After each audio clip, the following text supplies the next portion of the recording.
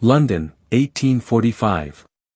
The Thornhill Art Gallery glowed with the light of hundreds of candles, their flames dancing gently as London's elite milled among monumental canvases. The air vibrated with discreet conversations, the rustle of expensive silks, and the clink of champagne glasses. It was the opening of the spring exhibition, an event that attracted not only art connoisseurs but also those who made social life their true masterpiece. Between marble columns and crimson velvet drapes, lords and ladies examined pastoral landscapes and aristocratic portraits, offering measured opinions on perspective and the use of color. Maxwell Ashford, the Earl of Ravenswood, stood motionless before an elaborate still life, though his eyes saw far beyond the fruits and flowers captured in oil. At 33, he possessed a presence that stopped conversations when he entered a drawing room. Tall, athletically built, with dark brown hair always impeccably combed and deep green eyes that seemed to see through the social masks everyone wore. His charcoal gray wool overcoat was perfectly tailored, the work of Savile Row's most sought-after tailor. The society papers described him as the season's most eligible catch. Young debutantes called him unattainable, an enigma wrapped in silk and good manners. A truly masterful work, wouldn't you agree, my lord? Maxwell turned to find Lord Pemberton at his side, a gentleman whose presence he tolerated mainly out of business obligations. Undoubtedly, the technique demonstrates exceptional mastery. By the way, haven't you met my daughter yet? Pemberton waved to a young woman waiting a few paces away, her expectant eyes fixed on Maxwell. Miss Lydia Pemberton, recently presented at court for her first season. Maxwell suppressed a barely perceptible sigh. This was the 18th such performance in the past few weeks alone. Miss Pemberton, he bowed with the courtesy he'd practiced since childhood. How have you found London life? The girl blushed violently, her words stumbling over each other with evident nervousness. Maxwell maintained his gentle expression, asking the appropriate questions about her arrival and impressions of the city, while her mind wandered to distant territories. After a few minutes of polite conversation, he excused himself with impeccable manners that, even so, made it clear that the exchange had come to an end. My lord, Lady Thornbury intercepted him near a series of delicate watercolors. Her daughter, a beautiful young woman in her third season, blushed deeply when Maxwell curtsied. Miss Thornbury was just commenting on the extraordinary luminosity in these works. Wasn't she, my dear? The young woman's assessment of the watercolors was clearly rehearsed, but Maxwell nodded with diplomatic appreciation. A most astute observation, Miss Thornbury. You possess admirable artistic sensitivity.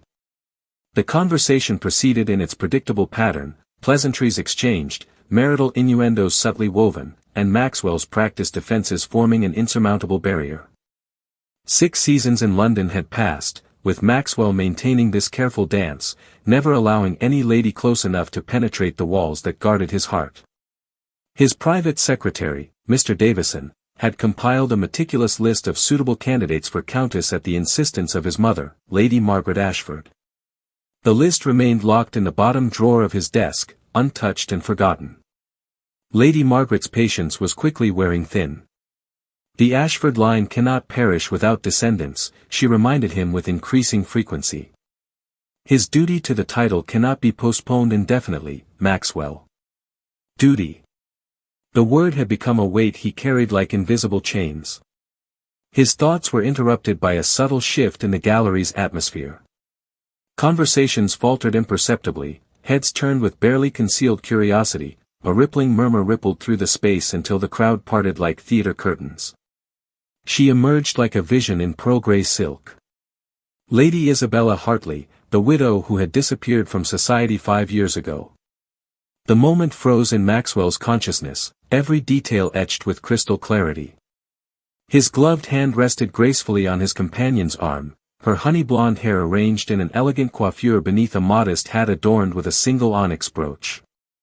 She was slimmer than he remembered, her face more defined, but somehow even more beautiful, a beauty refined by suffering and time.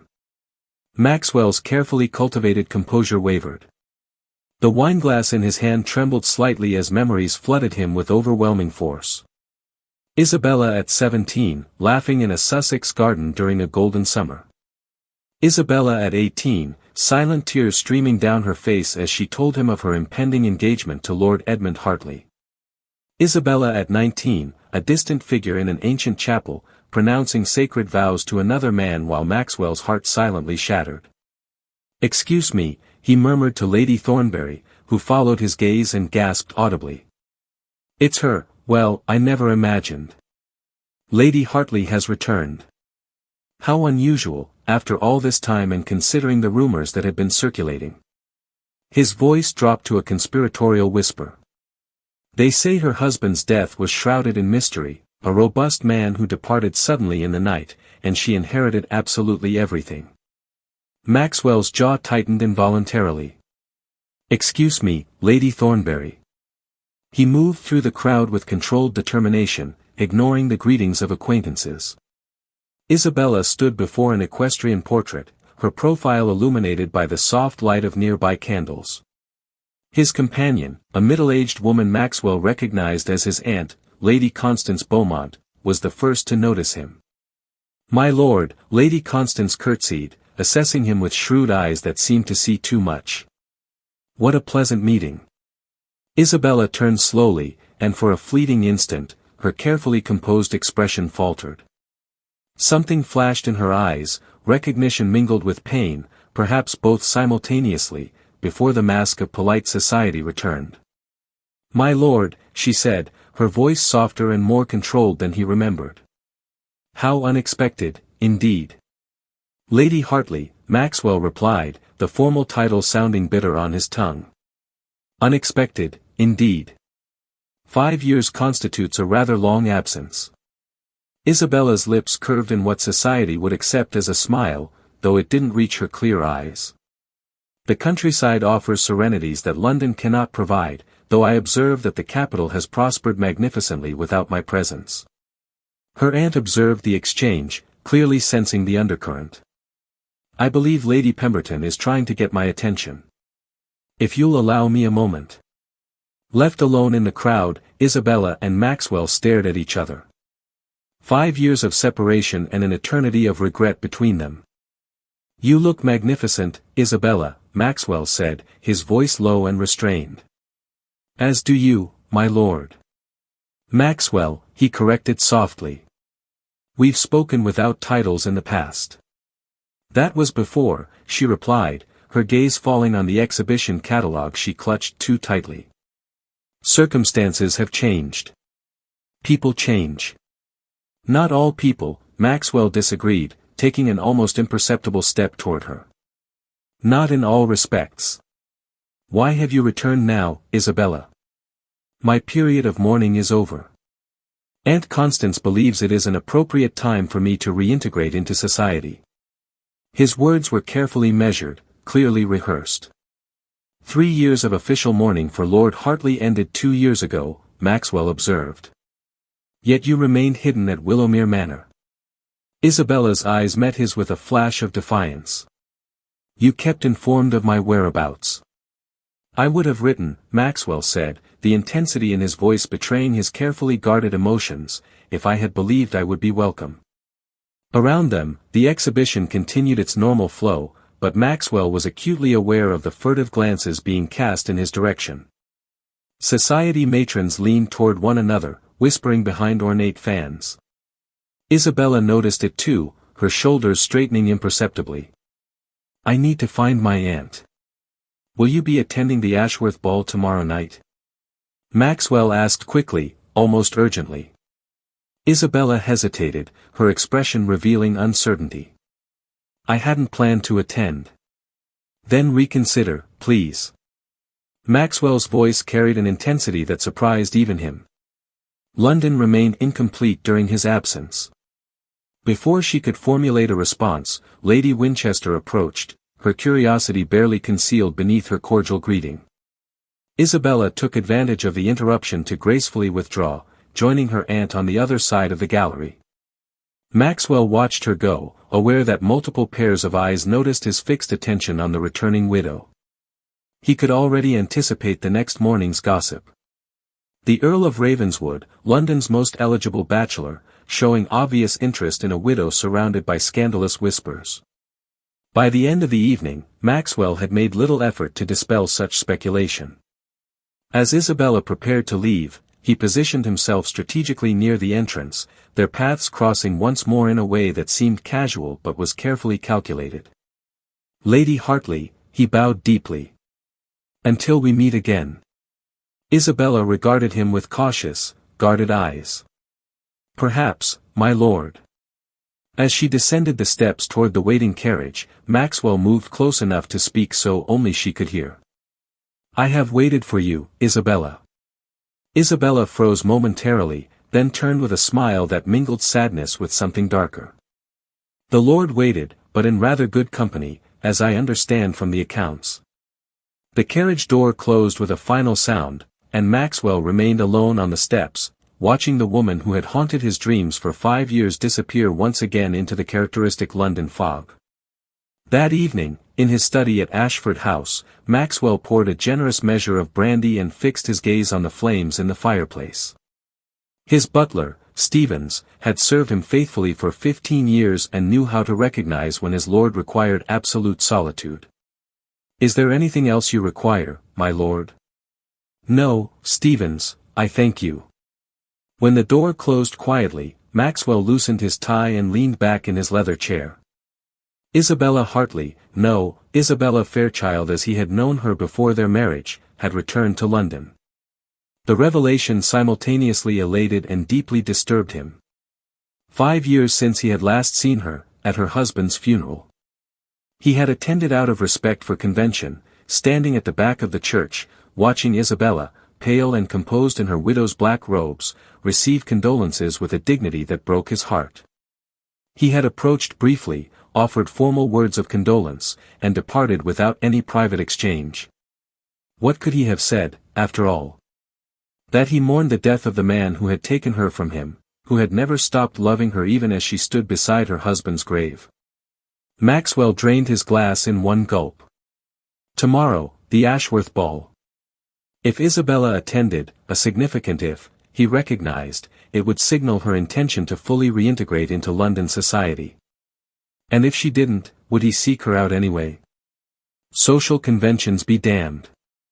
The answer, he knew with absolute certainty, had already been decided 5 years ago. Isabella Hartley sat at her dressing table while her lady-in-waiting, Morris, removed the delicate pins from her hair. The modest house on Bedford Square belonged to her aunt, Lady Beaumont, who had offered it as a refuge when Isabella decided to return to London after her long, self-imposed exile. "You received considerable attention at the exhibition tonight, my lady," Morris noted, carefully brushing Isabella's honey-blonde hair, particularly from the Earl of Ravenswood. Isabella met the maid's eyes in the ornate mirror. Morris had been with her through the dark days of her marriage and the even darker days that followed. "Do you know who he was to me before, Morris?" "Yes, my lady." Morris's hands were gentle as they untangled a stubborn knot. "The gentleman you favored before Lord Hartley's proposal." "Favored?" Isabella's laugh held no humor. "Such an inadequate word for what existed between us, Morris." "And now, my lady, does he still exist?" Isabella closed her eyes slowly. "It doesn't matter what remains. A widow with my tarnished reputation has no place in the world of the Earl of Ravenswood." "If I may be so bold, my lady," Morris said cautiously, his lordship seemed to profoundly disagree with that assessment tonight. "His lordship," Isabella replied in a controlled voice, "has not heard the venomous whispers that haunt me incessantly. He does not know what they say about Edmund's death." Morris's hand stilled for a moment. "But you know the truth, my lady, as I do." The truth rarely prevails in the face of persistent and virulent gossip. Isabella opened her eyes, her reflection revealing a weariness that transcended physical exhaustion. "Besides, Maxwell has duties to consider, finding a suitable countess to provide him with an heir. I would only complicate everything terribly. Will you be attending the Ashworth ball tomorrow?" Isabella hesitated noticeably. "I hadn't intended to attend, but now I find myself reconsidering against my better judgment. She picked up a carved silver brush, a gift from her father years ago. How foolish, Morris, to allow a brief conversation to influence my carefully laid plans. Not foolish, my lady, Morris said softly. Simply human. After Morris had left, Isabella went to the window overlooking the silent square. London stretched out in the distance, a city that had once been her home, then a prison of crushing expectations, and finally a distant memory during her years in the country. She hadn't lied to Maxwell. Her aunt had, in fact, firmly encouraged her to return to society. You can't hide in the country forever, Constance had written. You are only 24, Isabella. Life still awaits you. What Constance didn't understand was that Isabella had built a meaningful life at Willowmere Manor, a quiet existence filled with books, natural history studies, and long walks through the rolling countryside. She had her own small circle of like-minded friends, Lady Worthington, a scholar of mineralogy, the Reverend Dr. Clark, whose research on local geology had been published in academic journals, and Mrs. Pemberton, whose extensive library was always open to Isabella without restriction. But something was undeniably missing. Perhaps it was the young woman she once was, the debutante who dreamed of love matches and glittering seasons in London. Or perhaps it was simply that hiding, however comfortable it had become, was still fundamentally hiding. I waited for you. Maxwell's words echoed persistently in her mind. Had he really waited? The society papers that occasionally reached Willowmere frequently mentioned the Earl of Ravenswood in connection with various eligible young ladies. There had been rumors of an engagement 3 years ago, though nothing had materialized. Isabella touched the cool glass of the window. Perhaps she would attend the ball tomorrow, if only to discover what Maxwell had truly meant and whether his words would prove mere polite courtesy or something deeper. Well, she had survived devastating disappointments before. The Ashworth ball was in its full splendor. Crystal chandeliers glittered, the orchestra played captivating melodies, and the ballroom bustled with London's elite in their most elaborate attire. Footmen circulated with French champagne and delicate delicacies, while attendants kept a watchful eye on the debutantes from the comfort of velvet-upholstered chairs along the mirrored walls. Maxwell moved through the crowd with natural ease, accepting compliments and deflecting marriage proposals with a subtle elegance that bordered on artistry. His attire, an impeccably tailored black coat over a silver-gray waistcoat and perfectly tied white tie, identified him as a man of wealth and refined taste. My lord, Lord Ashworth approached with champagne in hand. A truly magnificent presence, wouldn't you agree? Maxwell replied, his gaze continually scanning the main entrance. Your annual ball consistently outdoes itself.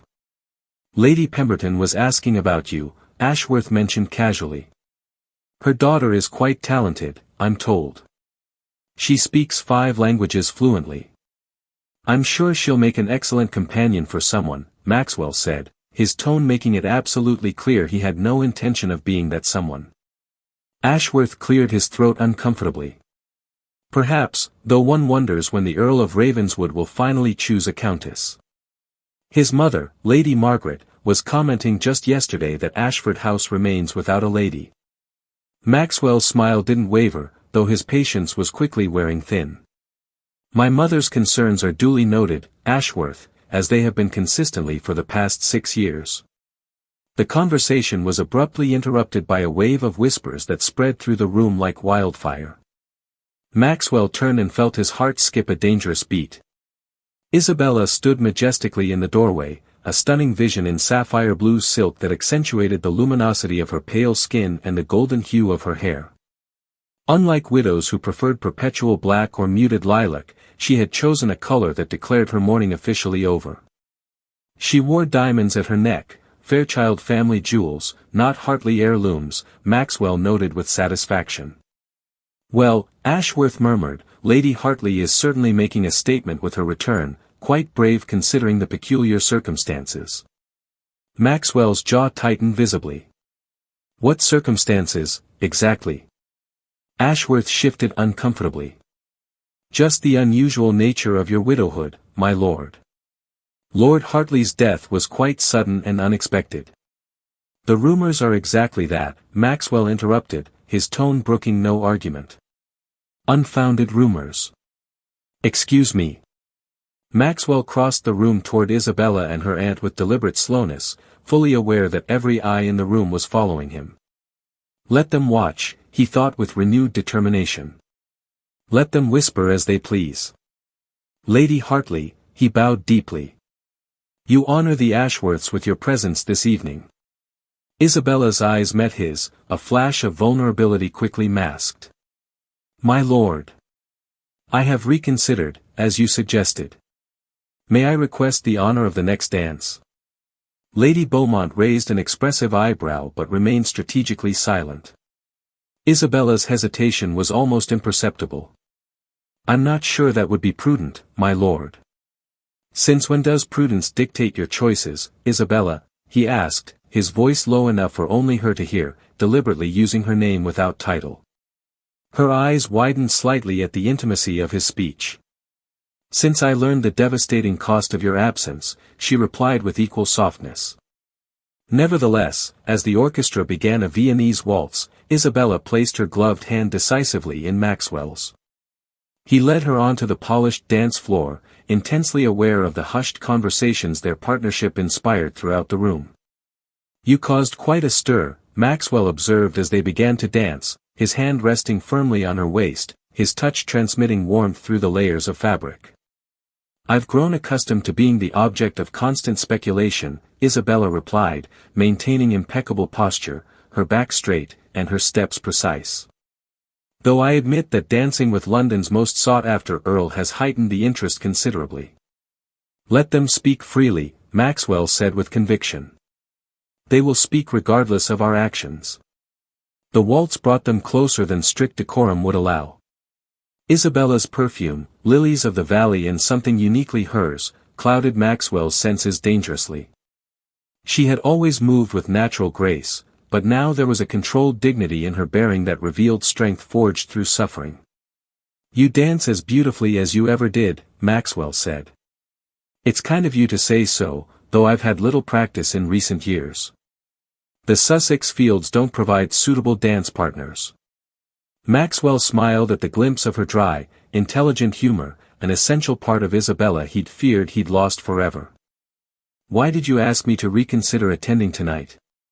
Isabella asked bluntly. Because for 5 endless years, I've attended these events obsessively imagining you might suddenly appear, Maxwell admitted with brutal honesty. Now that you've returned, I can't bear the thought of waiting another day to see you again. Isabella lost her rhythm imperceptibly, recovering so quickly that only Maxwell noticed. You speak dangerously, my lord.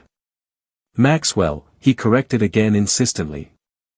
And yes, perhaps I speak dangerously, but 5 years of enforced silence between us seems punishment enough for any transgressions we've committed. The music swelled around them as they twirled elegantly. Isabella's expression remained carefully neutral, though her eyes betrayed deep inner turmoil. The rumors of Lord Hartley's death, Maxwell began carefully. They are not appropriate topics for a ballroom, Isabella concluded with absolute firmness. Or for any setting in which we might meet. Isabella, please, he urged softly. Not here, not now, she whispered, her composure threatening to shatter. The dance ended gracefully, and Isabella stepped back, curtsying appropriately. Maxwell responded, reluctant to release her companion. As he escorted her off the dance floor, Lady Pemberton strategically intercepted them, her daughter following nervously. Lady Hartley, she greeted with false cordiality. What a surprise to see you in society again. We had completely given up hope of your return. Lady Pemberton, Isabella acknowledged calmly. Some journeys require considerable time. Indeed, Lady Pemberton offered a tight smile.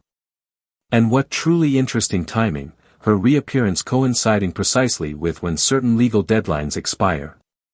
Maxwell felt Isabella visibly stiffen beside him. Lady Pemberton, he interjected, his tone as icy as winter. Your daughter seems to be urgently requesting your attention. When Lady Pemberton reluctantly withdrew, Isabella's face was visibly pale. "I shouldn't have come tonight," she murmured softly. "Isabella," Maxwell gripped her gloved hand firmly, completely disregarding decorum. "Whatever shadows relentlessly pursue you, they cannot touch you while I am present." "That is precisely what I fear, my lord," she said, gently withdrawing her hand. "That they may reach you through me." Before he could respond properly, Isabella's aunt approached, accompanied by Lord Hampton, an elderly gentleman known for his academic interests rather than empty social ambitions. "Lady Hartley," Lord Hampton bowed respectfully. "I was telling Lady Beaumont about my recent archaeological expedition to Egypt. I understand you developed an interest in classical antiquities during your country residence." Isabella's expression genuinely softened for the first time that tense evening. "Indeed, Lord Hampton. My proximity to several Roman ruins in Sussex has afforded me ample opportunity to study ancient architecture and artifacts. Absolutely fascinating, Lady Hartley. I have long believed that our understanding of ancient civilizations remains woefully inadequate. Have you read the most recent translation of Champollion's hieroglyphics?" Maxwell watched Isabella converse animatedly with Lord Hampton, her knowledge and intellectual passion evident in every word. This was an Isabella he hadn't fully known, a woman who had built a life of genuine substance during her years away from the frivolities of London society. "She's extraordinary, isn't she?" Lady Beaumont commented quietly beside Maxwell. Edmund tried to extinguish that inner flame in her, her natural curiosity, her keen intelligence. He nearly succeeded in destroying her completely. Maxwell visibly tensed. Had he been cruel to her in specific ways? Lady Beaumont's gaze was penetrating and assessing. "Not in a way that left visible marks on the world, my lord, but cruelty has countless sophisticated disguises." The revelation left Maxwell deeply disturbed. As the evening inexorably progressed, he observed Isabella from a respectable distance. She maintained impeccable social composure, but he noticed how she naturally gravitated toward guests with substantial intellectual interests rather than mere social prestige. Lord Hampton introduced her to Professor Whitmore of Cambridge, whose conversation animated her far more than any idle gossip of high society could. Later, as Isabella prepared to leave, Maxwell positioned himself strategically at her side once more. "May I visit you tomorrow?" he asked with barely concealed hope. "Perhaps we could visit the British Museum. Her interest in classical antiquities would be magnificently served there." Isabella hesitated visibly, considering. "My lord, I don't know. A completely public place," he quickly assured her. "With her aunt as a suitable chaperone, perfectly respectable in every way." After a moment of silent reflection, Isabella nodded almost imperceptibly. 2 o'clock in the afternoon, then. When his carriage finally departed, Maxwell was approached by his best friend, Lord Sebastian Worthington. "Ravenswood," Sebastian patted him firmly on the shoulder. "Playing with dangerous fire, aren't you? The mysterious widow Hartley has a dark cloud hanging over her permanently." "Speak clearly, Sebastian," Maxwell said with growing impatience. Sebastian lowered his voice conspiratorially. "They say Lord Hartley's death was deeply suspicious. A robust man of 42, dying suddenly in his sleep, and his widow, only 21 at the time, inheriting absolutely everything, despite a marriage of less than 2 years. There were persistent rumors of a formal investigation, though nothing officially materialized." "Nothing materialized because there was absolutely nothing to discover," Maxwell stated with unwavering firmness. Sebastian watched him intently with piercing eyes. "You know more than you're letting on, my friend." "I know Isabella intimately," Maxwell replied with conviction. "That's enough for me." Sebastian sighed in resignation. "Just be extremely careful, old friend. High society has extraordinarily long memories and razor-sharp teeth. What is it about Lady Hartley that makes you throw all caution to the wind? You've never shown comparable interest in any of the perfectly suitable young ladies who have paraded before you season after season." Maxwell's gaze followed the path Isabella's carriage had taken through the London night. "Because none of them were her, Sebastian. Simply put. Isabella arrived at her aunt's house completely exhausted, not from physical exertion but from the constant mental vigilance required to navigate the treacherous waters of society. As Morris helped her prepare for bed, she recounted the evening's significant events. "Lady Pemberton was particularly venomous tonight," Isabella said, trembling slightly. "She practically accused me of murder in front of half the ballroom. That woman never forgave her for capturing Lord Hartley's attention when she had obvious hopes for her niece," Morris replied with intimate knowledge of the situation. "And now she sees her capturing the Earl's attention as well, which only intensifies her resentment." Isabella observed her reflection thoughtfully. "I'm not consciously capturing anyone's attention, Morris. With all due respect, my lady, but his lordship would vehemently disagree with that assessment." Morris's hands were skillful as they braided Isabella's hair. "He danced exclusively with you tonight, the servants inform me." "Society gossip travels with extraordinary speed," Isabella murmured resignedly. "Especially when it involves an eligible earl and a controversial widow." Morris tied her braid with a satin ribbon. "Will you receive him tomorrow as agreed?" "At the British Museum, yes, with the appropriate companion from Aunt Constance." Morris's expression remained carefully neutral, though his eyes showed silent approval. "Very proper and respectable, my lady." When Morris finally retired, Isabella felt too restless to sleep immediately. She went to her small, delicate desk and removed a Moroccan leather-bound diary from a locked drawer. Opening it to a blank page, she began writing in elegant handwriting. June 15, 1845. I saw him again tonight. After 5 endless years, Maxwell stood before me, simultaneously unchanged and utterly transformed. He remains as extraordinarily handsome as my memory obsessively insisted. Yet there is a seriousness to him now, a maturity that suits him magnificently. When he said he'd waited for me all these years, I nearly broke down publicly. How cruelly tempting those words had been, had I allowed myself to believe them completely. Yet his eyes conveyed such profound sincerity. The same emerald green eyes that once promised me everything before duty brutally tore us apart. Lady Pemberton made her veiled accusations tonight, exactly as I'd anticipated. The familiar, venomous whispers followed me around the ballroom relentlessly. Suspicious widow, fortune hunter, perhaps something even worse in the most creative minds.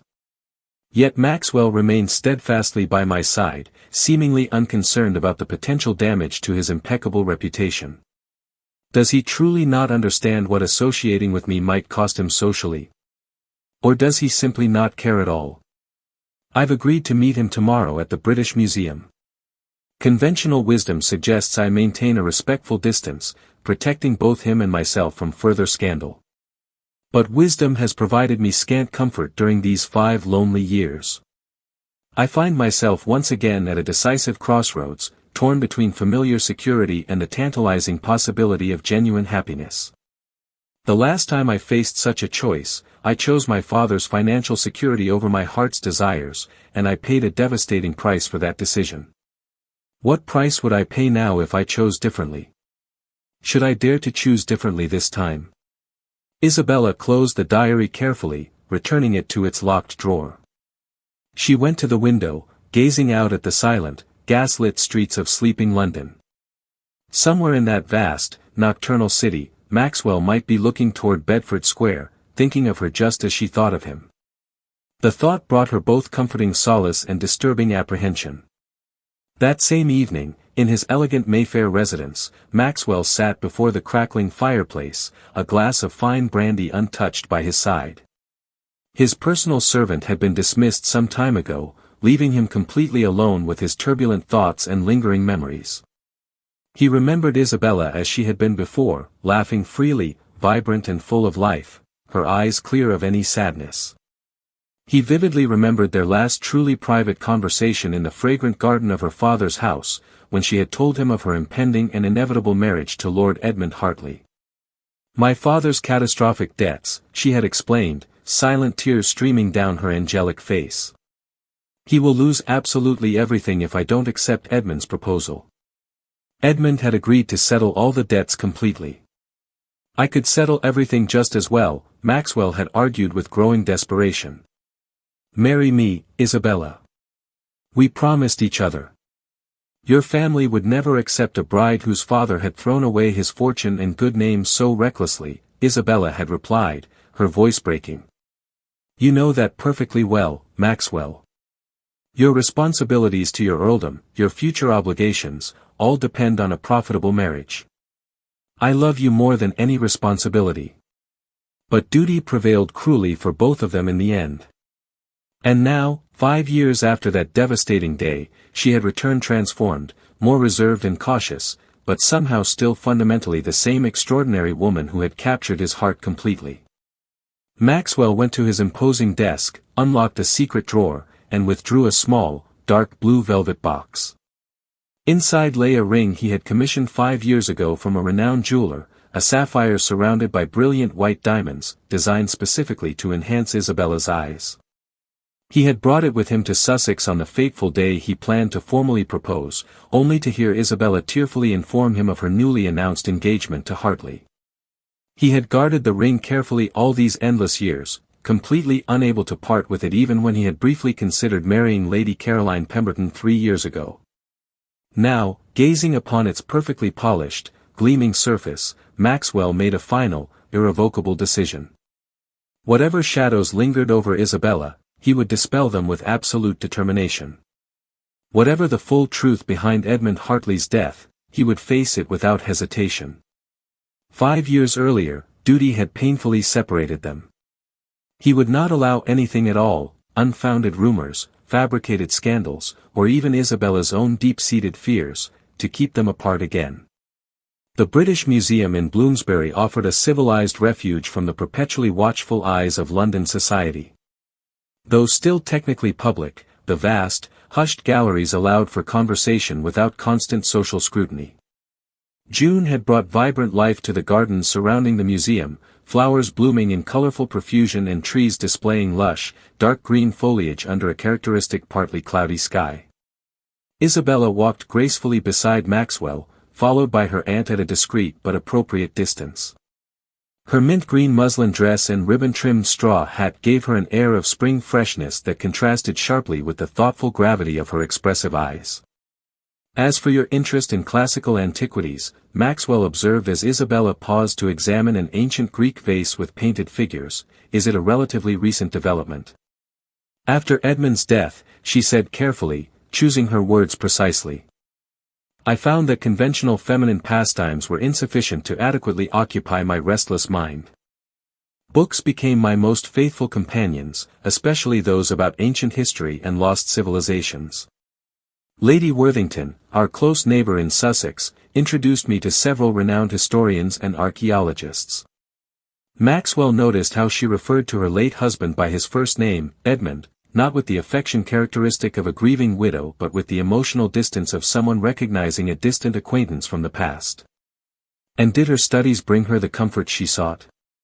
Isabella's gloved finger delicately traced the outline of the ancient vase without touching it directly. They brought me meaningful purpose, she replied thoughtfully. After all, purpose was precisely what I most desperately needed in that dark period. Lady Worthington, that would be Adelaide Worthington, whom I have read extensively. I believe her essays on Hellenistic culture were published by the Society of Antiquaries. Isabella's genuine surprise was evident in her expression. Yes, exactly. I had no idea you followed specialized academic publications, my lord. Maxwell, he automatically corrected again. And there are many facets of me you may not know, Isabella. 5 years create considerable gaps in our mutual knowledge. They walked in contemplative silence through the sculpture gallery, surrounded by white marble statues of ancient gods and heroes that watched them with blind but eternal eyes. Maxwell felt Isabella's visible tension gradually ease amidst the historical artifacts. You seem truly in your element here among these antiquities, he observed approvingly. Historical artifacts are considerably more reliable than contemporary people, Isabella said with refreshing honesty. They respond to careful study, proper preservation, and respect in entirely predictable ways. Human society is substantially less comprehensible. As we painfully witnessed last night at the ball, Maxwell agreed, gently guiding her to a wooden bench next to a remarkably preserved Egyptian sarcophagus. Lady Pemberton's calculatedly cruel comment. Isabella's shoulders visibly stiffened again. The malicious rumors had begun almost immediately after Edmund's sudden death. A seemingly healthy man who had passed away unexpectedly. The Hartley family had never approved of our marriage from the beginning. They considered me significantly inferior to him despite my respectable lineage, so when he left absolutely everything to me instead of to his younger brother through a revised will, she exhaled slowly, controlling her emotions. The venomous suspicion was completely unavoidable. Were there formal charges filed against you? Nothing that could be legally substantiated, she said, her voice firm but low. The family doctor officially declared heart failure the cause of death. Edmund had complained of persistent chest pains for months preceding, though very few people knew this information. He was excessively proud, deeply reluctant to acknowledge any physical weaknesses publicly.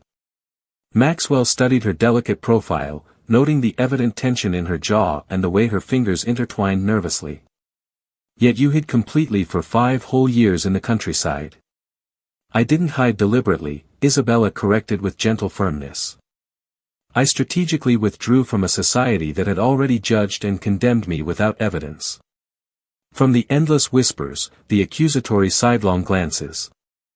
I was completely exhausted of being a perpetual target of malicious speculation. First as the naive debutante who married a man more than twice her age for money, then as the young widow suspected of murder.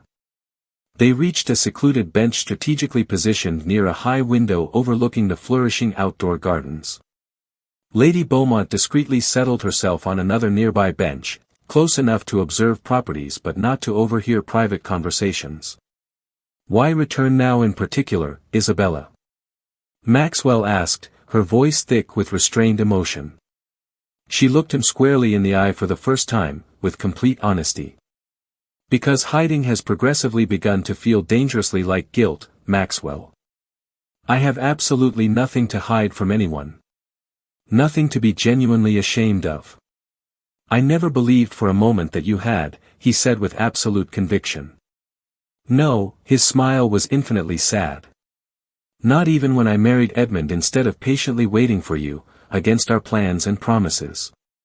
The implicit question hung between them, laden with years of unspoken history and repressed emotions.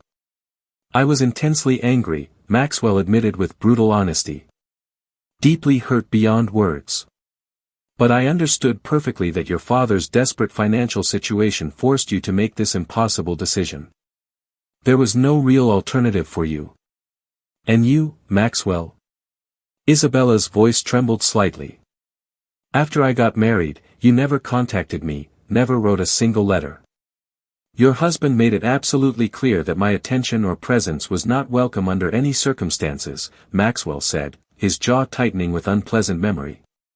He personally visited me at Ashford House to ensure I fully understood that message. Isabella's eyes widened with genuine shock. Edmund came to you directly.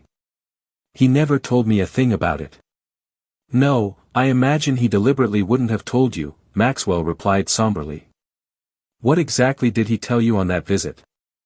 Maxwell's expression darkened visibly as he recalled that unpleasant encounter. He formally informed me that, as your lawful husband, he would not tolerate any continued contact between us under any circumstances. He clearly implied that any attempt to communicate with you would result in your definitive and permanent removal from London to remote family estates.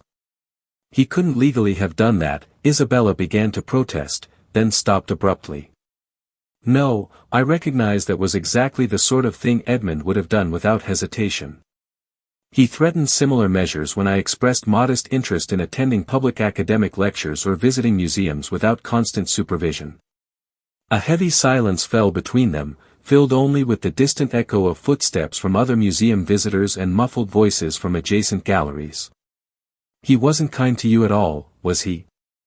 Maxwell asked carefully, though she already knew the answer. Isabella gazed at a distant statue of Athena for a long moment before answering. Edmund was exactly what he appeared to be on the outside, a man completely accustomed to acquiring valuable possessions and displaying them for the admiration of others. I was simply another precious addition to his personal collection. The devastating implication in her carefully chosen words made Maxwell's jaw tighten violently. "Isabella, did he hurt you in specific ways?" "It doesn't really matter now," she interrupted quickly, looking away. "Edmund is gone forever. His actions are in the past." "It matters tremendously to me," Maxwell said with barely contained passionate fervor. Isabella turned to face him directly, her expression softening perceptibly. "Ever the noble knight, eternally ready to fight imaginary shadows and dragons in my name." "Not shadows or dragons, Isabella," he corrected fiercely. "Real threats, real pain that you endured." Maxwell fought the overwhelming urge to take her hand right there in public. "If he caused you deliberate suffering of any kind." "So what exactly?" Isabella challenged softly but firmly. "Would you challenge his lingering ghost now?" "The past cannot be undone or rewritten, Maxwell. I have already come to terms with this reality, or am gradually trying to come to terms with it." She gestured gracefully toward an adjacent gallery displaying Roman mosaics. "The mosaics in the eastern wing are supposedly magnificent. Shall we go that way?" Maxwell acknowledged her deliberate diversion from the painful subject but respectfully allowed the change. They walked through corridors lined with artifacts from extinct civilizations, each piece silently testifying to the inexorable passage of time and the resilience of the human spirit. "You've always shown a fascination with ancient history," he observed, recalling conversations from years past. "I still maintain that deep interest," she admitted, "though my perspective has evolved significantly. Before, I admired the grandeur of lost civilizations in the abstract. Now I appreciate more deeply the individual stories, the ordinary people who survived wars, loss, and personal tragedies, rebuilding lives from ruins." "As you did," Maxwell thought, but didn't voice it. "I created a small study space at Willowmere Manor," Isabella continued with palpable genuine enthusiasm. "Nothing as grand as museum collections, of course, but I have amassed substantial books, historical maps, and some reproductions of significant artifacts. I've spent countless hours studying the rise and fall of empires."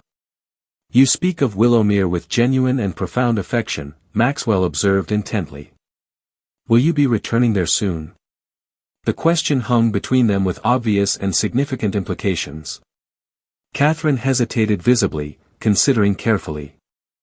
"I had originally planned to remain in London for only 6 weeks, long enough to satisfy Aunt Constance's insistence that I return to the social world. But now," she looked directly at him before looking away, "now my plans seem considerably less defined and certain." A distant clock in some corridor of the museum struck 4 solemn chimes, and Isabella sighed with evident reluctance. "I should return soon. I promised Lady Worthington I would accompany her to a lecture this evening at the Geographical Society." Maxwell rose immediately, offering his arm. "May I visit you again soon?"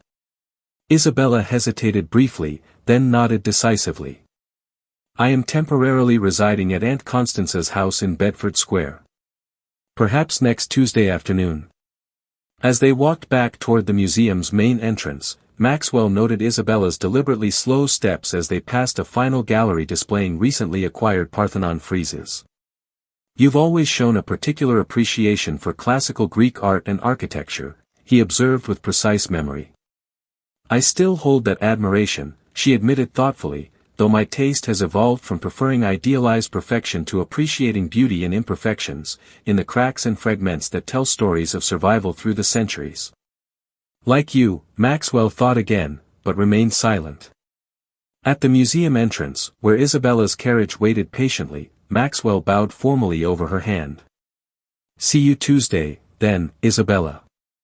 As the carriage slowly pulled away, Maxwell remained with more questions than definitive answers, but also with growing, unwavering determination. Whatever demons persistently haunted Isabella's past, he would not allow them to steal his future, their future together, if he had any say in the matter. That evening, Maxwell was at his exclusive club in St. James's, where Sebastian joined him at their usual secluded table.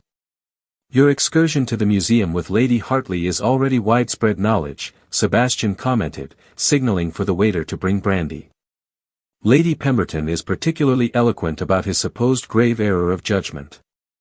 "Lady Pemberton should be productively occupied with her own abundant affairs," Maxwell replied dryly, without looking up.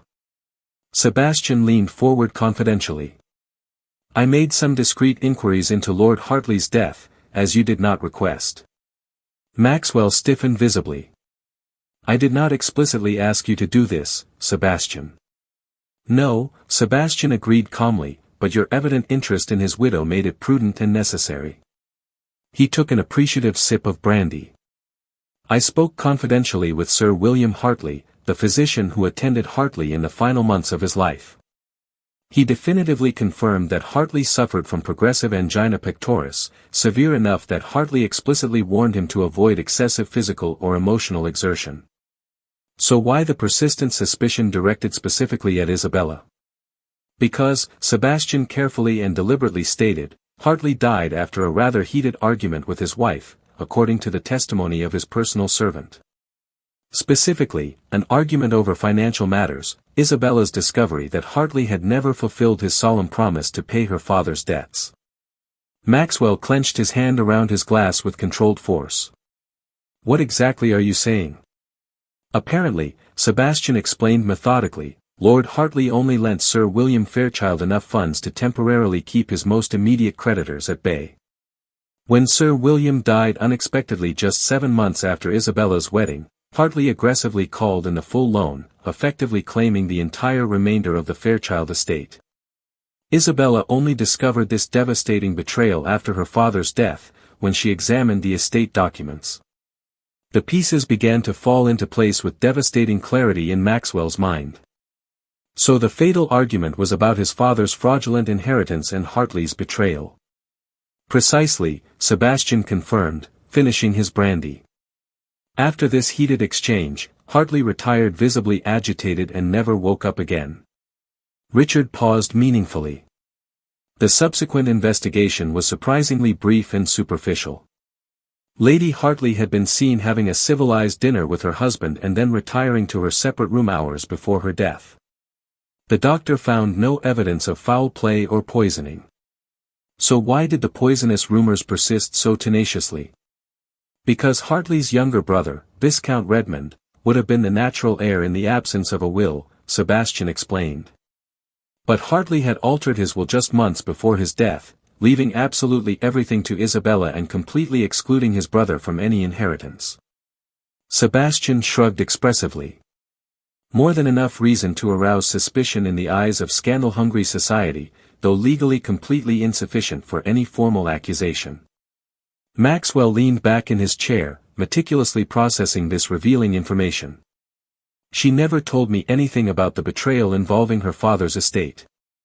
Perhaps she thought it would further damage her in the eyes of society," Sebastian suggested thoughtfully. "Or perhaps she simply wishes to put the painful past to rest." "And what about Hartley's brother, Viscount Redmond? Is he still actively spreading these malicious rumors?" "Occasionally, and with considerable bitterness," Sebastian confirmed with a raised eyebrow. "Although most of society has grown weary of his repetitive and transparently self-serving complaints, he still regularly claims that Isabella somehow manipulated or unduly influenced Hartley to change his will, though he has enough foresight to never make direct accusations of murder that could result in legal action." "And Lady Pemberton specifically, why her particular animosity toward Isabella?" "Your niece, Miss Caroline Pemberton, was once rumored as a possible suitor for Hartley before Isabella completely captured his attention," Sebastian explained. "Years later, that same niece was briefly engaged to you, Maxwell, before you abruptly called it off." Sebastian gave her a piercing, meaningful look. "Some specific women hold grudges substantially longer than most historical wars." Later that evening, Maxwell paced in his office, the conversation with Sebastian echoing persistently in his mind. Isabella had married Edmund Hartley specifically to save her father from complete financial ruin, only to discover devastatingly that the extraordinary sacrifice had been completely in vain, a cruel manipulation. The blatant injustice of this burned intensely in Maxwell's chest. Tuesday couldn't come soon enough. Isabella's return to Bedford Square was greeted with a letter waiting elegantly on the polished silver tray in the entrance hall. The refined handwriting on the envelope was instantly recognizable. Lady Worthington's unmistakable handwriting, she murmured, breaking the red wax seal. Dear Isabella, I write with unexpectedly favorable news. I arrived in London earlier than originally planned and have taken comfortable accommodations at Claridge's. My lecture at the Geographical Society has been brought forward by 3 days, which leaves me free tomorrow evening. May I have the pleasure of inviting you to dinner? I am extremely anxious to hear how your reintroduction to society is progressing, and I bring news from Willowmere that will surely interest you. With sincere affection, Adelaide Worthington. Isabella smiled genuinely, feeling warm with genuine pleasure and anticipation. Adelaide Worthington had been her salvation during her years in the countryside, a widow of substantial independent means who had transformed her own grief into productive scholarly pursuits. By the age of 50, Lady Worthington had published 2 respected books on geology and mineralogy, maintained correspondence with scholars throughout Europe, and completely disregarded society's restrictive expectations of how a woman should occupy her time and mind. Morris, Isabella has summoned your trusted maid. Please send an immediate note to Lady Worthington at Claridge's. She will dine with us tomorrow without fail. Yes, my lady. And should I inform cook that there will be an additional guest for dinner? Please do so immediately and have Simmons prepare the green guest room. I will not let her stay in a hotel when we have more than enough room here. As Morris left to perform his duties, Lady Beaumont gracefully emerged from the music room. I gather from her radiant expression that the museum excursion with his lordship was satisfactorily enjoyable. Isabella carefully removed her gloves and hat. It was deeply enlightening in multiple ways. Enough to warrant a second meeting, I naturally assume. He is to visit us next Tuesday as we arranged. Isabella met her aunt's knowing and penetrating gaze. It is merely a continuation of our intellectual conversation. Naturally, Constance replied, her tone carefully neutral though her eyes glittered with knowledge. And will this prolonged conversation eventually address the undeniable fact that neither of you has forgotten the other for 5 full years? Isabella blushed visibly. Aunt Constance, really? My dear girl, I'm not criticizing you at all. Quite the opposite, in fact. When Edmund finally died, I genuinely feared that you would never allow yourself to experience genuine happiness again. The way he consistently treated you. Constance's expression darkened momentarily before clearing again. Well, the painful past is irrevocably past. But seeing you with Maxwell Ashford today vividly reminded me of the girl you were years ago. Vibrant, hopeful, full of dreams and possibilities. Maxwell and I have considerable history, Isabella warned carefully. Not all of it is pleasant or simple. Life rarely offers perfectly ideal circumstances, Isabella, Constance said wisely. Sometimes we need to courageously embrace happiness despite the inevitable complications. Constance patted her niece's hand affectionately. Now, tell me in detail about Lady Worthington's letter. As Isabella recounted the full story, she experienced a curious sense of previously separate worlds colliding unexpectedly. Her peaceful, studious existence in Willowmere intertwined with her complicated London past. Lady Worthington, who had known only the resilient woman Isabella had become during her years of self-imposed exile, would now witness her navigating the treacherous waters of London society. And on Tuesday, Maxwell would return again. These thoughts occupied Isabella deeply as she prepared for bed later, her diary open in front of her on her desk. June 18, 1845. Adelaide arrives tomorrow night, bringing a welcome connection to the life I've carefully built at Willowmere. I find myself wondering what she will make of pretentious London society and what that society will make of her, a woman who so openly defies convention. She has little patience for empty social pretenses, which can simultaneously charm or terrify conservative high society. Today with Maxwell was simultaneously comforting and emotionally torturous. Walking beside him again, sharing thoughts and observations as we naturally did before everything fell apart, was like recovering an essential piece of myself that I lost long ago and believed irretrievable. Yet the barriers between us remained substantial and intimidating. He questioned Edmund, though not directly or explicitly. How could I tell him the whole devastating truth? That my marriage was a prison of subtle and constant cruelties, calculated slights, that Edmund took obvious pleasure in reminding me daily of my supposedly fortunate escape from financial ruin, a debt I was expected to repay through perfect obedience and complete submission. And then to discover that Edmund had confronted Maxwell directly and threatened to expel me from London if he attempted any contact. The revelation shouldn't have surprised me after everything I knew of Edmund. But it still does, painfully. Even from the cold grave, Edmund's calculated manipulations continue to unravel like slow poison. Maxwell has asked to visit again next Tuesday. Conventional wisdom firmly tells me I must discourage his increasing attention, protect us both from the inevitable malicious gossip and poisonous speculation. Lady Pemberton has already begun her systematic campaign against me. Others will surely follow her predatory example. Yet when he looks at me with those emerald green eyes that have haunted my dreams for 5 endless years, wisdom seems a cold and insufficient companion. Isabella carefully closed her journal and extinguished the oil lamp. In the comforting darkness, she allowed herself to remember Maxwell as he had been today at the museum, caring, compassionate, his genuine concern for her evident in every lingering look and chosen word. Whatever inevitably came next, she could no longer convincingly feign indifference.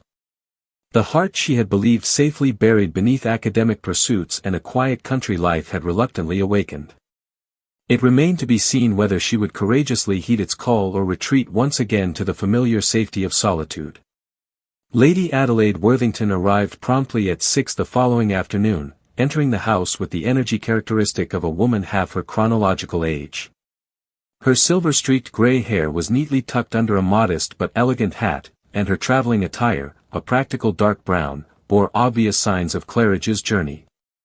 "Isabella, my dear," she embraced warmly, "what an extraordinary delight to see you in this sophisticated urban setting. You look remarkably well.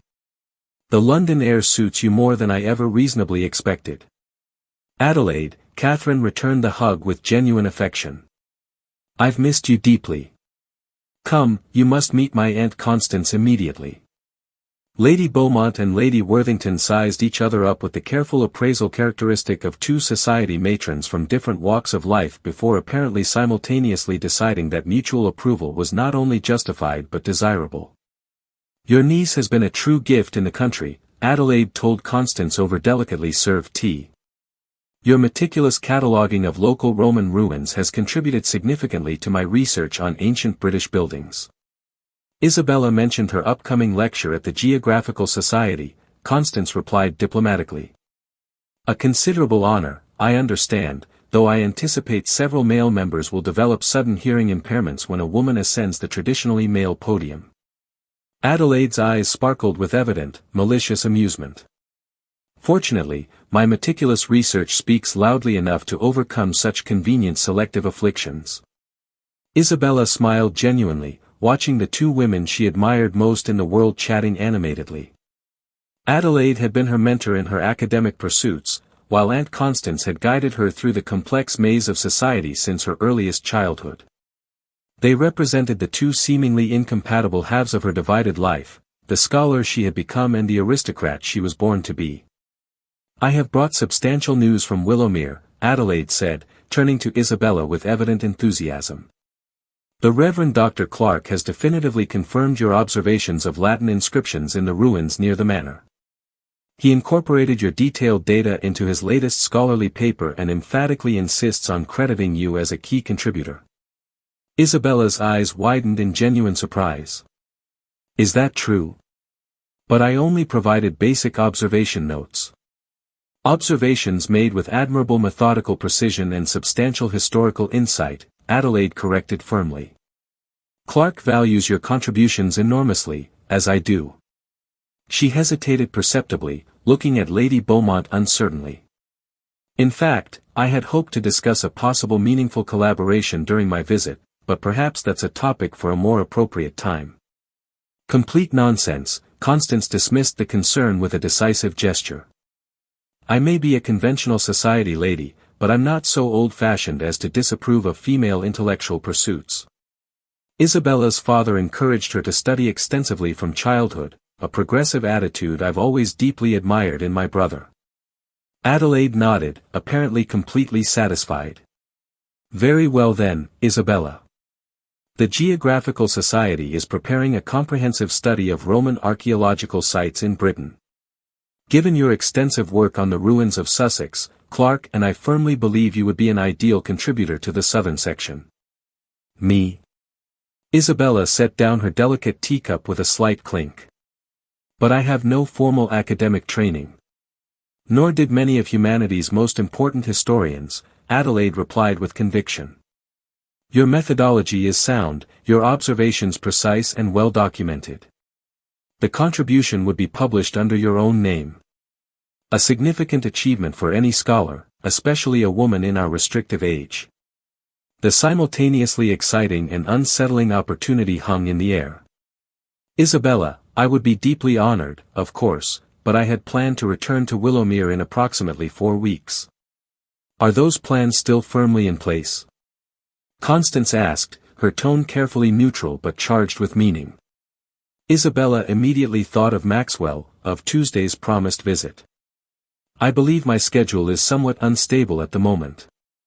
Adelaide's shrewd eyes missed absolutely nothing. Isabella Hartley, unstable. This is genuinely unexpected. You have been an exemplary model of decisive and organized planning for as long as I have known you intimately. She smiled with evident complicity. I would genuinely like to know the cause of this sudden uncertainty. Before Isabella could formulate a suitable response, Morris appeared discreetly in the drawing-room doorway. Excuse me, my lady. His lordship, the Earl of Ravenswood, has arrived unexpectedly. I informed him that you were busy with guests, but he specifically asked me to deliver this personally. Morris presented a small package elegantly wrapped in silver paper and tied with a dark blue ribbon. Thank you, Morris. Isabella accepted the package, acutely aware of Adelaide's arched eyebrow and Aunt Constance's barely concealed smile.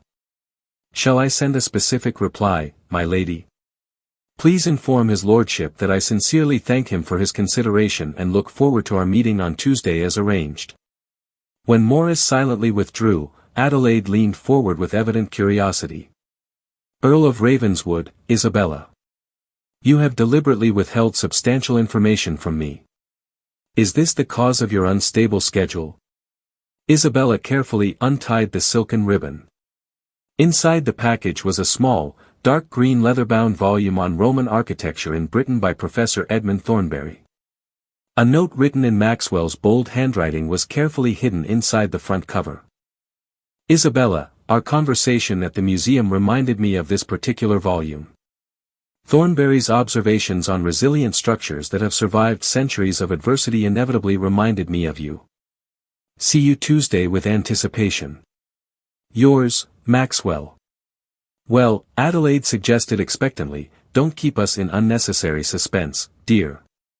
Isabella passed the book to Adelaide, who examined it with obvious professional interest. Thornbury's work, an excellent choice and remarkably thoughtful. This is not a volume typically found in conventional aristocratic libraries. She looked at Isabella penetratingly. The Earl of Ravenswood is a man of unexpected intellectual depth, it seems. Maxwell and Isabella were quite close before her marriage to Lord Hartley, Constance added informatively, ignoring Isabella's warning look. Their recent reunion has been the talk of London this past week. Indeed, Adelaide's expression grew serious and thoughtful. Isabella, you never mentioned a prior romantic attachment when you first came to Willowmere. It was extremely painful to discuss at the time, Isabella admitted, retrieving the book, her fingers running gently over the leather spine. Maxwell and I had an informal but genuine understanding. When my father's catastrophic financial situation deteriorated irreversibly, Lord Hartley offered marriage and the payment of all debts. Duty and necessity demanded it. I accepted against my heart. Ah, Adelaide nodded slowly in understanding. And now, as a financially independent widow, you find yourself free to follow your heart instead of oppressive duty. It's not so absolutely simple, Isabella sighed. Society has an extraordinarily long memory, Adelaide. The circumstances of Edmund's death, the poisonous rumors that persistently followed. They create substantial complications for any potential relationship, especially with someone of Maxwell's exalted status. Complications? Adelaide scoffed with obvious disdain. In my considerable experience, society's disapproval is directly proportional to the genuine happiness one can achieve by completely ignoring it. She set down her teacup with decisive firmness. Isabella, when you arrived at Willowmere 5 years ago, you were a fragile shell of a person, a young woman who had completely forgotten how to smile genuinely. Whatever your husband did to you, and I suspect it was considerable and devastating, he does not deserve to control your future from the cold grave. Adelaide, Constance exclaimed, though her tone betrayed more surprise than genuine censure. Forgive my characteristic bluntness, Lady Beaumont, Adelaide said, but I have spent 5 years watching Isabella meticulously rebuild herself piece by piece. If this Earl represents a genuine chance for true happiness, I will not stand idly by while the chattering tongues of society deprive her of it. Isabella felt tears threaten treacherously. You don't fully understand the devastating power of scandal in these social circles, Adelaide. Maxwell's position is secure enough to withstand considerable gossip, Adelaide concluded with absolute firmness. An earl is rarely at the mercy of empty drawing-room whispers. Besides, if he's intelligent enough to simultaneously appreciate you and Thornbury's historical standing, he's intelligent enough to make his own decisions about acceptable social risks. When dinner was finally announced, Isabella found herself seriously considering Adelaide's characteristically straightforward perspective. The scientific mindset valued concrete evidence over unfounded rumor, verifiable facts over malicious speculation. At Sussex, among scholars and academics, Isabella had been judged by her intellectual contributions and demonstrated character, not by the arbitrary standards of prejudiced society. Would she have the courage to apply that same rational standard to her future personal happiness? Dinner passed pleasantly, with Adelaide recounting her latest discoveries and Constance sharing the latest news from London society. Isabella was grateful to have these two extraordinary women in her life, each representing different aspects of who she was and who she wanted to become. As Adelaide retired to the guest room and Constance retired to her quarters, Isabella remained in the drawing room for a few more moments, contemplating the events of the past few days. Her life, which had been so carefully ordered and predictable at Willowmere, was now in complete transformation. The return to London, the reunion with Maxwell, the possibility of a meaningful academic collaboration, all seemed to be converging simultaneously. It was terrifying and exhilarating in equal measure. Isabella finally went upstairs to her room, where Morris was waiting for her. "You seem thoughtful tonight, my lady," Morris observed as he helped Isabella get ready for bed. "I'm reflecting on choices, Morris," Isabella replied. "On paths that fork and decisions that shape destinies. Life has a peculiar way of presenting us with second chances when we least expect it." "True, my lady. And when such opportunities arise, it is wise to seize them with both hands." Isabella smiled slightly. "You have always been wiser than you let on, Morris." When Morris had left, Isabella once again opened her diary. June 18, 1845, she wrote. "Adelaide is here, bringing with her the world of Willowmere that I thought I had temporarily left behind. Her presence reminds me of who I became during those years of self-imposed exile, a woman of intellectual substance, of definite purpose. Yet Maxwell reminds me of who I was before everything fell apart, a young woman full of hopes and dreams. Is it possible to be both simultaneously? Can I be the serious scholar and the passionate woman? The respectable countess and the academic collaborator?" Adelaide's words echo persistently.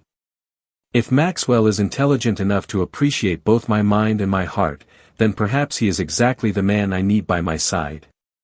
Not someone who restricts me like Edmund did, but someone who encourages me to soar even higher." Tuesday approaches. Another conversation, another opportunity to evaluate whether what I feel is real or simply the nostalgia of a lost youthful love. But when I see him, when his eyes meet mine, I don't feel nostalgia. I feel as if I'm finally returning home after a long journey in foreign lands. Isabella closed the diary and blew out the candle, allowing darkness to envelop her. Her last thoughts before sleep were of Maxwell, of his hands holding hers, of his voice whispering that he had waited for her.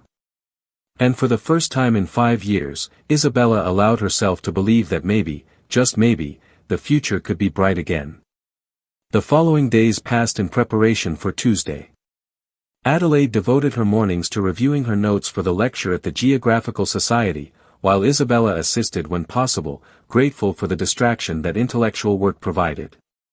The afternoons were filled with strategic social visits, Constance insisting that Isabella needed to be seen in society, gradually but firmly establishing her presence. Lady Worthington caused a sensation at a literary tea party when she publicly declared that Isabella possessed one of the sharpest minds she had ever encountered, regardless of gender. This comment, coming from a respected academic, did more to elevate Isabella's status than dozens of ball appearances ever could. On Monday evening, the eve of Maxwell's promised visit, Isabella was inexplicably nervous. Adelaide, sensing her agitation, sat beside her in the drawing room after dinner. "You are apprehensive about tomorrow," she observed with characteristic frankness. "It's not exactly apprehension," Isabella searched for the right words. "It's more like standing on the edge of a cliff, knowing the next step will be decisive one way or another." "Are you afraid of falling or flying?" Adelaide asked perceptively. Isabella considered the question. "Both, I suppose. Falling would be devastating after having so carefully rebuilt myself. But flying would be admitting that I still yearn for things I thought I buried with my failed marriage." Adelaide took Isabella's hand. "My dear, you don't have to choose between the scholar and the passionate woman. You can be both. In fact, one enriches the other. My own academic work became deeper after my husband's death, not despite the loss but because of it. Grief taught me about resilience, about the human capacity to harden and yet remain beautiful, like these ancient rocks I study. You are like these rocks, Isabella. Tempered by pressure and time, stronger and more valuable because of it." Adelaide's words brought unexpected comfort. "Thank you, Adelaide. For everything. For giving me purpose when I needed it most, for coming to London to support me, for reminding me that I am more than the label society tries to impose on me." Adelaide smiled fondly. "You've always been extraordinary, Isabella. You've just temporarily forgotten it. Tomorrow, when this Earl of yours comes to visit, remember that he should be honored by your attention, not the other way around." Tuesday dawned bright and sunny, a rare London summer day without the characteristic fog. Isabella chose her dress carefully, not too formal but elegant enough to show respect for the occasion. Morris arranged her hair in a simple but flattering style, and when Isabella looked in the mirror, she saw not the haunted widow who had arrived in London weeks ago, but a woman prepared to embrace her future, whatever its shape. "Morris, Isabella asked you to please send an immediate note to Lady Worthington at Claridge's. She will dine with us tomorrow without fail." "Yes, my lady. And should I inform cook that there will be an additional guest for dinner?" "Please do so immediately and have Simmons prepare the green guest room. I will not let her stay in a hotel when we have more than enough room here." As Morris left to perform his duties, Lady Beaumont gracefully emerged from the music room. I gather from her radiant expression that the museum excursion with his lordship was satisfactorily enjoyable. Isabella carefully removed her gloves and hat. It was deeply enlightening in multiple ways. Enough to warrant a second meeting, I naturally assume. He is to visit us next Tuesday as we arranged. Isabella met her aunt's knowing and penetrating gaze. "It is merely a continuation of our intellectual conversation." "Of course," Constance replied, her tone carefully neutral though her eyes gleamed with knowledge. "And will this prolonged conversation eventually address the undeniable fact that neither of you has forgotten the other for 5 full years?" Isabella blushed visibly. Aunt Constance, really? My dear girl, I'm not criticizing you at all. Quite the opposite, in fact. When Edmund finally died, I genuinely feared you would never allow yourself to experience true happiness again. The way he consistently treated you. Constance's expression darkened momentarily before clearing again. Well, the painful past is irrevocably past. But seeing you with Maxwell Ashford today vividly reminded me of the girl you were years ago. Vibrant, hopeful, full of dreams and possibilities. Maxwell and I have considerable history between us, Isabella warned carefully. Not all of it is pleasant or simple. Life rarely offers perfectly ideal circumstances, Isabella, Constance said wisely. Sometimes we must courageously embrace happiness despite the inevitable complications. Constance patted her niece's hand affectionately. Now, tell me in detail about Lady Worthington's letter.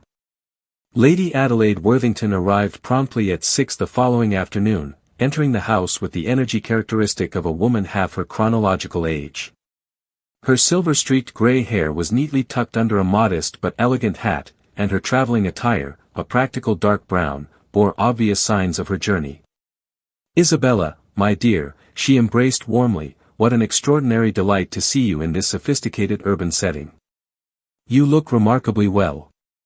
The London air suits you more than I ever reasonably expected. Adelaide, Isabella returned the hug with genuine affection. I've missed you deeply. Come, you must meet my Aunt Constance immediately. Lady Beaumont and Lady Worthington sized each other up with the careful appraisal characteristic of two society matrons before apparently deciding that mutual approval was warranted. Your niece has been a true gift in the country, Adelaide told Constance over tea. Her meticulous cataloguing of local Roman ruins has contributed significantly to my research on ancient British buildings. Isabella mentioned her upcoming lecture at the Geographical Society, Constance replied diplomatically. A considerable honor, I understand, though I anticipate several male members will develop hearing impairments when a woman takes the podium. Adelaide's eyes sparkled with amusement. Fortunately, my research speaks loudly enough to overcome such selective afflictions. I brought news from Willowmere, Adelaide said. The Reverend Dr. Clark confirmed your observations of inscriptions in the ruins. He insists on crediting her as a collaborator. Isabella's eyes widened. Is that true? But I only provided basic notes. Observations made with admirable precision, Adelaide corrected. Actually, the Geographical Society is preparing a study of Roman sites. Given your work, you would be an ideal collaborator. The contribution would be published under your name. Me? But I have no formal academic training. Nor did many important historians, Adelaide replied. Your methodology is sound. Before Isabella could respond, Morris appeared. Excuse me, my lady. The Earl of Ravenswood has arrived. He asked to deliver this. Morris presented a package wrapped in silver paper. Isabella opened it carefully. Inside was a book on Roman architecture, with a note from Maxwell. Isabella, our conversation reminded me of this volume. The observations on resilient structures reminded me of you. Until Tuesday. Yours, Maxwell. Well, said Adelaide, the Earl is a man of unexpected depth. Maxwell and Isabella were close before her marriage, Constance added. Their reunion has been the talk of London. Adelaide nodded. Isabella, you never mentioned a previous attachment. It was painful to discuss, Isabella admitted. Maxwell and I had an understanding. When my father's situation deteriorated, Lord Hartley offered marriage and payment of debts. I accepted. And now you are free to follow your heart, Adelaide said. It's not that simple. Society has a long memory. The circumstances of Edmund's death create complications. Complications? Adelaide scoffed. Society's disapproval is proportional to the happiness achieved by ignoring it. When you arrived at Willowmere, you were a shadow. Edmund doesn't deserve to control your future. Forgive my frankness, Lady Beaumont, but I spent 5 years watching Isabella rebuild herself. If this Earl represents happiness, I won't stand idly by. On Tuesday afternoon, Maxwell was in the drawing room of Lady Beaumont's house. Isabella entered wearing a lavender dress, looking more at ease. Your lordship, she greeted him. Maxwell, he corrected. Lady Beaumont excused herself to attend to correspondence, effectively leaving them alone. Thank you for the book, Isabella said. I noticed your genuine interest, Maxwell replied. Society assumes that female intellectual pursuits are affectations. Isabella smiled. I confess, embroidery and watercolors escaped me. Maxwell said his father had once shown him his painting of Ashford House. Isabella laughed. A diplomatic description of what looked like a shapeless cloud. Sebastian made inquiries about Lord Hartley, Maxwell said gently. He told me about his father's estate, how Hartley deceived her. Isabella's cup rattled. Lord Worthington should be more discreet. Why didn't you tell me? Maxwell asked. Because it doesn't change anything, she replied. It's in the past. It explains the argument before his death, Maxwell insisted. Context matters little when society has already decided, Isabella said, standing abruptly. I didn't poison my husband, Maxwell. His heart failed after our argument. I never believed you were capable of that, Maxwell said, joining her. But I believe you punished yourself unnecessarily for 5 years. Didn't you wonder why I never contacted you after Edmund died, she asked. Every day, Maxwell admitted. I was ashamed, she whispered, tears threatening. I chose Edmund to save my father, only to find out it was in vain. My father died believing he had secured his legacy. And when Edmund died after our argument, I wondered if I caused his cardiac arrest. You're not responsible for his death, Maxwell said. His lie, his heart condition. None of it was your fault. I took refuge in Willowmere to find myself again, said Isabella. And you found yourself? Asked Maxwell. I believe so. Maxwell, why did you remain single? I was briefly engaged 3 years ago, Maxwell explained. To Lady Caroline Pemberton. I called it off a month before. I realized I was marrying out of duty, not love. Society must have been scandalized. Indeed. Perhaps that explains Lady Pemberton's animosity. What a pair we make. We could be a couple, Maxwell said, kneeling. 5 years ago, duty separated us. Haven't we sacrificed enough? Isabella's hands trembled. Society would never accept us. Scandal would follow us. So be it, Maxwell said vehemently. I spent years keeping up appearances. For what? Isabella, when I saw you, it was as if time began again. I've loved you since we were young. I loved you when duty forced you to marry another. I still love you. And I've loved you always, Isabella touched her face. Despite everything, I never stopped. They kissed, a kiss that spoke of years of waiting finally fulfilled. If we do this, we'll face the consequences together, Isabella said. All of them. Partners, then, Maxwell agreed. In everything. Lady Beaumont appeared at the door. I see my correspondence took its time. Are congratulations deserved? Yes, Aunt, Isabella smiled radiantly. Then perhaps it's time for his lordship to meet his other champion, Constance said. Lady Worthington has appeared. Your aunt thought I would be needed, Adelaide explained.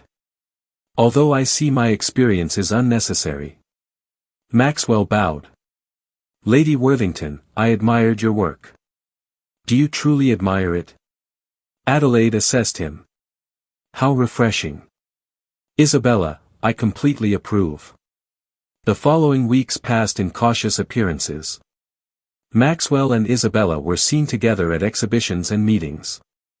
Lady Pemberton and her circle kept their distance, but others began to welcome Isabella. Lord Sebastian became an ardent defender, using his influence to combat gossip. Lady Worthington added her respected voice.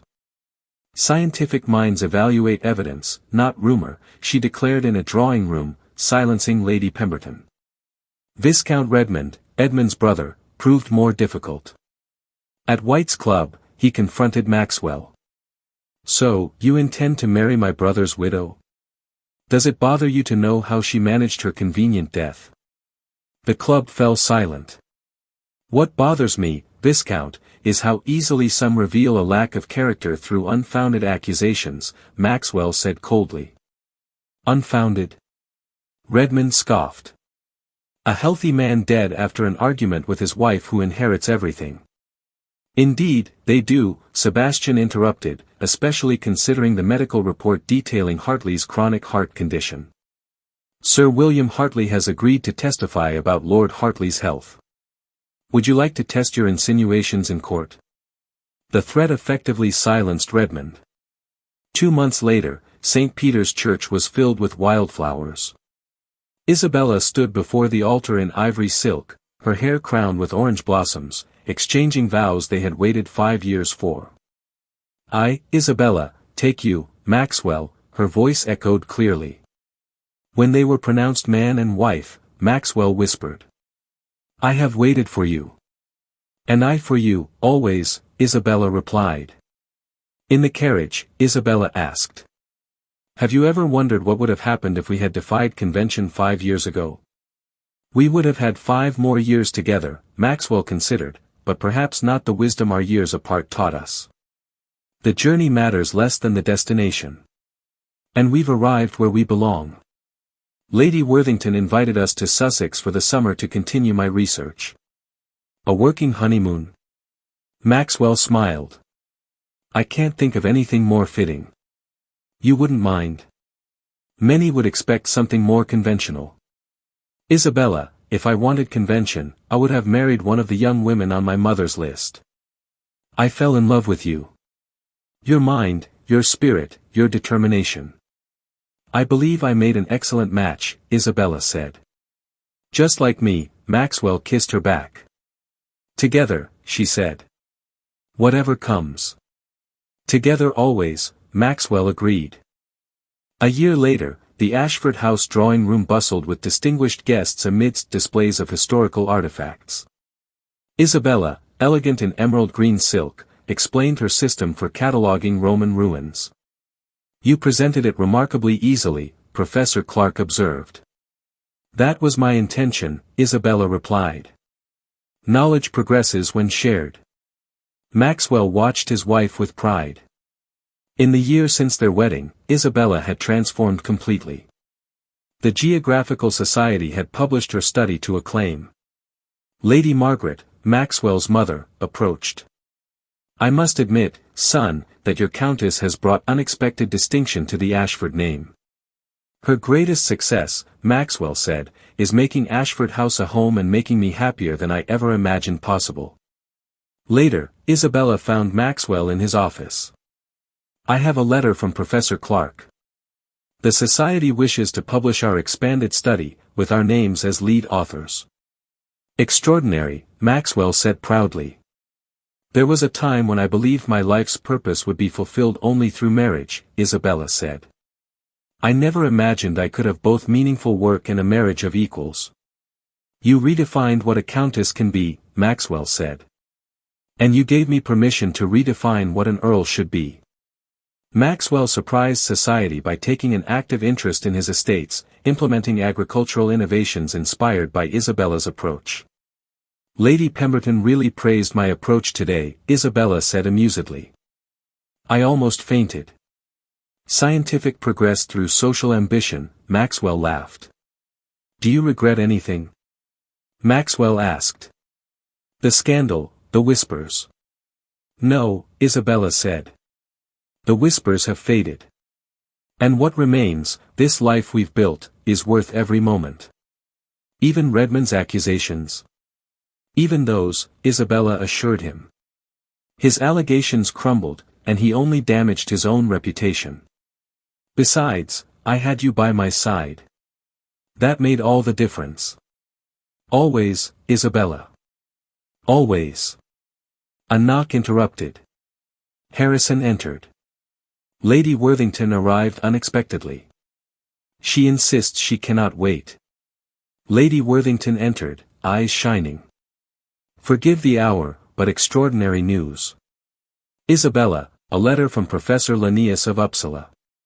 He replicated our methods and confirmed our findings. He proposes a joint expedition this summer to compare Roman structures in Sussex with those in Sweden. An international collaboration, Isabella said admiringly. With 2 women as co-leaders, Adelaide corrected triumphantly.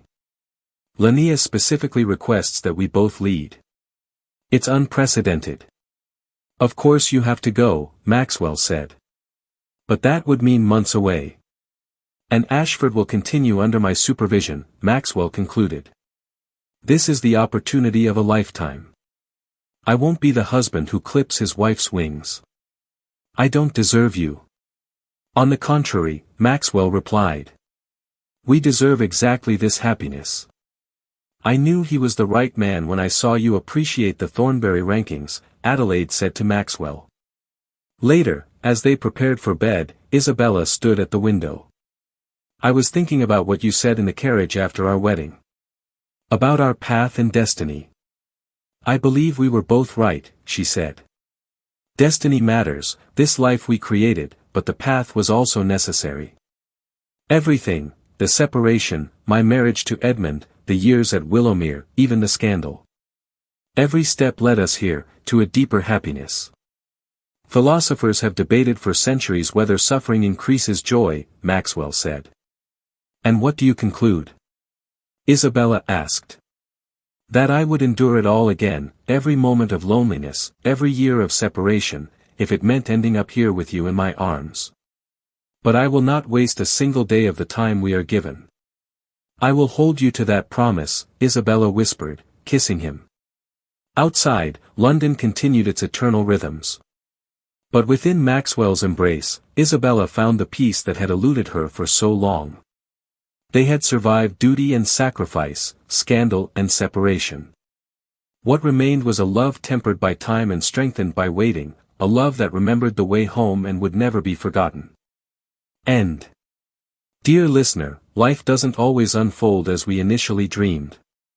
Sometimes we're forced to walk paths that break our hearts deeply, forced to endure losses we thought we couldn't survive.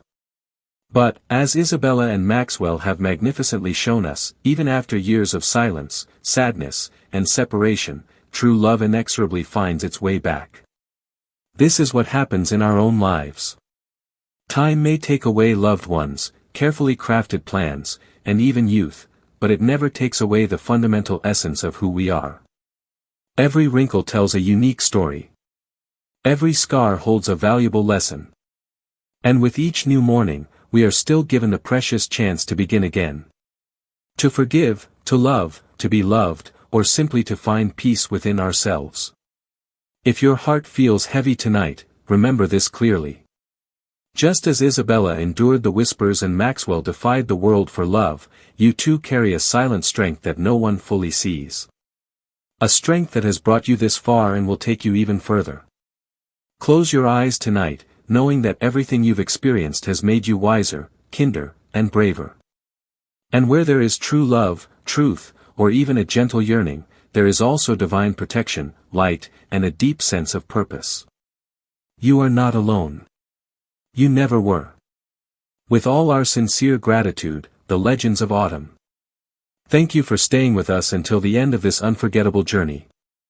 If this story touched your heart, we invite you to like the video, leave a thoughtful comment, share it with others who love impactful love stories, and subscribe to our channel. Your support truly means a lot to us.